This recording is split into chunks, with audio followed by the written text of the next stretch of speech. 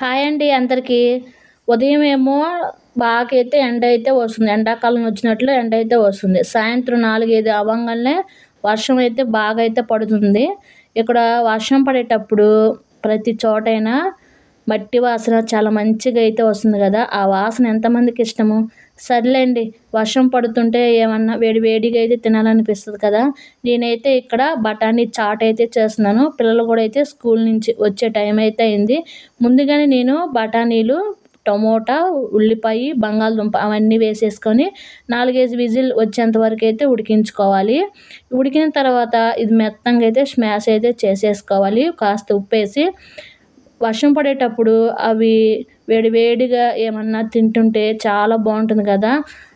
మన దగ్గర అమ్ముంటే వెంటనే అడగంగానే చేసైతే పెడుతుంది కదా! మనకు మనమే చేసేసుకోవాలి. పిల్లలకైనా, హస్బెండ్స్‌కైనా. ఇక్కడొచ్చేసి మెత్తగా స్మాష్ చేసేసిన తర్వాత తగినన్ని వాటర్ అయితే వేసేసుకోవాలి. ఎందుకంటే మెత్తగా స్మాష్ చేసిన తర్వాత కాస్త దగ్గరగా అయితే ఉంటుంది. దగ్గరగుంటే బఠానీ చాట్ అనేది అస్సలకి బాగోదు. బఠానీ చాట్‌లోకి కాస్త వాటర్ అయితే వేసిన తర్వాత వేడవ్వనివ్వాలి. వేడవ్విన తర్వాత తగినంత కారం, రుచికి సరిపడా సాల్టు, కొంచెము ధనియాల పొడి, జీరా పొడి, చాట్ మసాలా ఉన్నా కానీ అయితే వేసుకోవచ్చు. చాట్ మసాలా వేసుకుంటే నిమ్మకాయ పిండుకునే అవసరం అయితే ఉండదు కదా!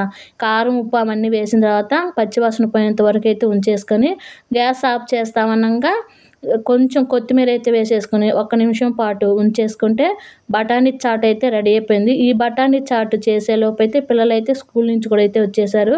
వాళ్ళకైతే పెట్టేసానండి. నేను చాట్ మసాలా వేయలేదు కాబట్టి కాస్త ఉల్లిపాయి, సేవు, నిమ్మరసం అయితే వేశాను.